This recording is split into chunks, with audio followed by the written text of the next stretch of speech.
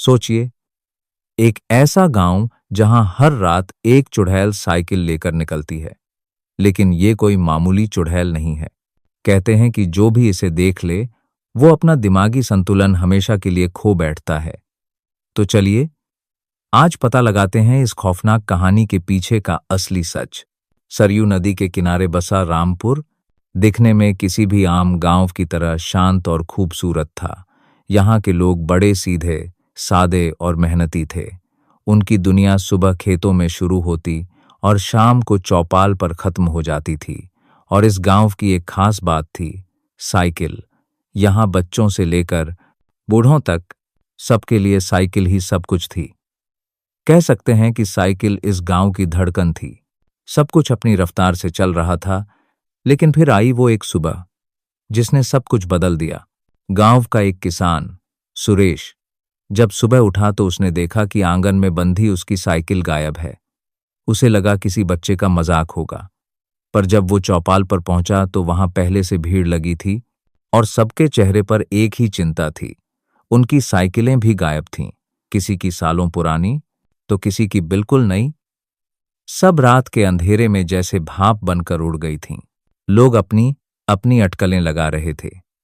कोई चोरों के गिरोह का काम बता रहा था तो कोई दूसरे गांव वालों पर उंगली उठा रहा था। तभी भीड़ में से गांव के सबसे बुजुर्ग रामलाल काका अपनी लाठी टेकते हुए आगे आए। उनकी झुर्रियों वाली आंखों में एक अजीब सा खौफ था। उन्होंने कांपती हुई आवाज में कहा, "ये किसी चोर का काम नहीं है, ये तो साइकिल वाली चुड़ैल लौट आई है।" उनकी बात सुनकर कुछ नौजवान हौस पड़े, मगर पुराने लोगों के चेहरे पर हवाइयां उड़ने लगीं। रामलाल काका ने बताया कि सालों पहले भी गांव में ठीक यही होता था। एक चुड़ैल थी जो रात में साइकिलें चुराकर नदी में फेंक देती थी, और जिसने भी उसे देखने की गलती की वो फिर कभी होश में नहीं आया। वक्त के साथ लोग ये कहानी भूल गए थे, पर आज, सालों बाद, वो भूली हुई दहशत फिर से जिंदा हो उठी थी। अगली रात गांव वालों ने सोचा कि चोर को सबक सिखाते हैं। सबने अपनी अपनी साइकिलों पर मोटे मोटे ताले और जंजीरें चढ़ा दीं। उन्हें लगा कि ये चोरों से बचने के लिए काफी होगा। लेकिन अगली सुबह का मंजर और भी डरावना था। साइकिलें तो गायब थीं ही, पर इस बार आंगन में टूटे हुए ताले और जंजीरें पड़ी थीं। ऐसा लग रहा था जैसे किसी ने उन्हें खिलौनों की तरह तोड़ दिया हो। ये किसी इंसान का काम तो बिल्कुल नहीं था। अब तो आलम यह था कि सूरज ढलते ही गांव में मौत जैसा सन्नाटा पसर जाता। रातें अब शांत नहीं थीं, उनमें एक अनजाना डर घुल चुका था। कुछ दिनों बाद गांव का ये डर तब हकीकत बन गया जब मोहन नाम का एक लड़का देर रात शहर से लौट रहा था। गांव के बाहर कच्चे रास्ते पर उसने एक साये को साइकिल चलाते देखा। अंधेरे में चेहरा तो साफ नहीं दिखा, बस एक औरत का धुंधला सा आकार और साइकिल की छररर डॉट की धीमी डरावनी आवाज। मोहन की तो चीख ही जम गई। वो डर के मारे वहीं बेहोश हो गया। अगली सुबह जब वो लोगों को मिला तो उसकी आंखें तो खुली थीं, पर वो किसी को पहचान नहीं पा रहा था। उसके होंठों से बस 3 शब्द निकल रहे थे, साइकिल, चुड़ैल, नदी। रामलाल काका की कहानी सच साबित हो चुकी थी।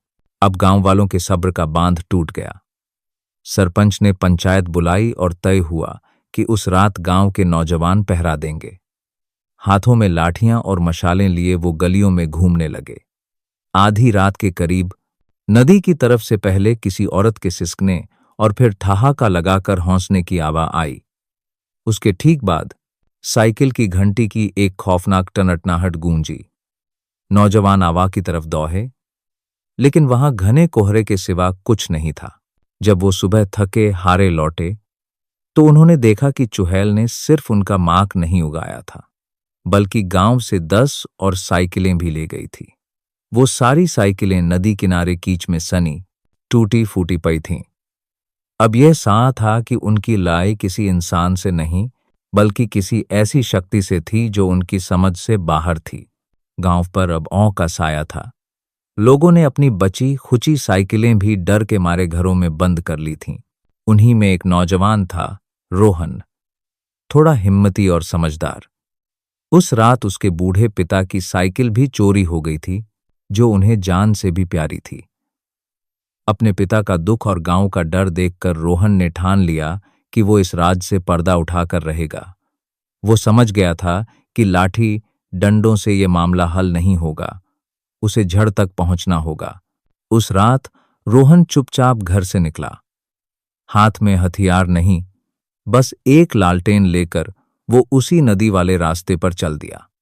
एक बड़े बरगद के पेड़ के पीछे छिपकर वो इंतजार करने लगा। रात गहरी होती जा रही थी।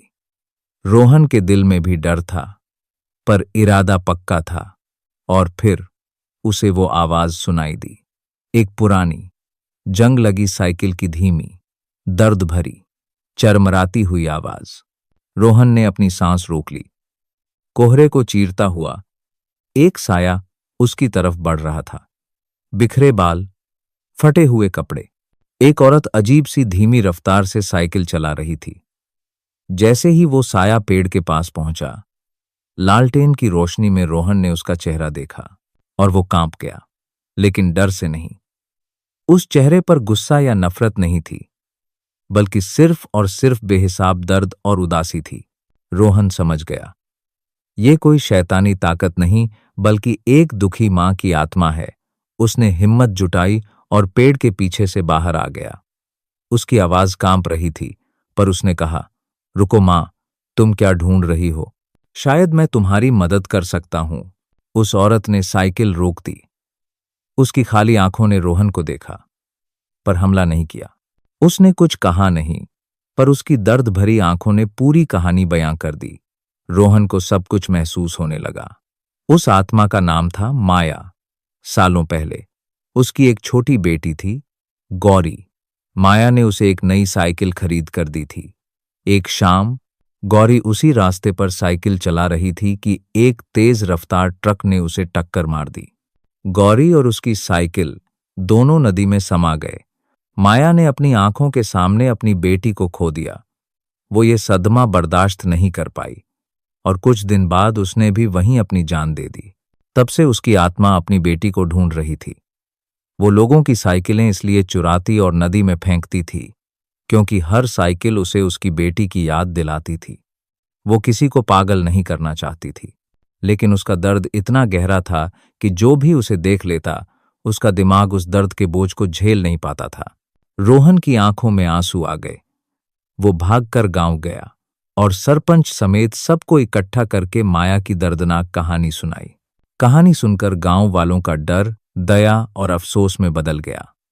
उन्हें एहसास हुआ कि वो एक चुड़ैल से नहीं, बल्कि एक बेबस मां के दुख से लड़ रहे थे।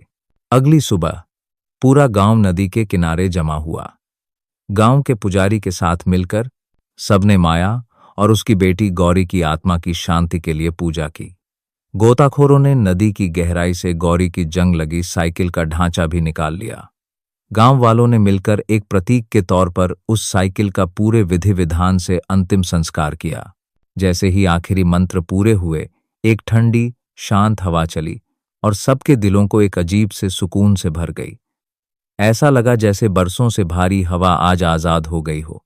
उस दिन के बाद रामपुर में फिर कभी कोई साइकिल चोरी नहीं हुई। माया की आत्मा को शांति मिल चुकी थी। ये कहानी हमें सिखाती है कि हर डरावनी चीज के पीछे नफरत हो, ये जरूरी नहीं। कभी कभी उसके पीछे गहरा दर्द और एक अनकही कहानी भी छिपी होती है। तो ये थी साइकिल वाली चुड़ैल की कहानी।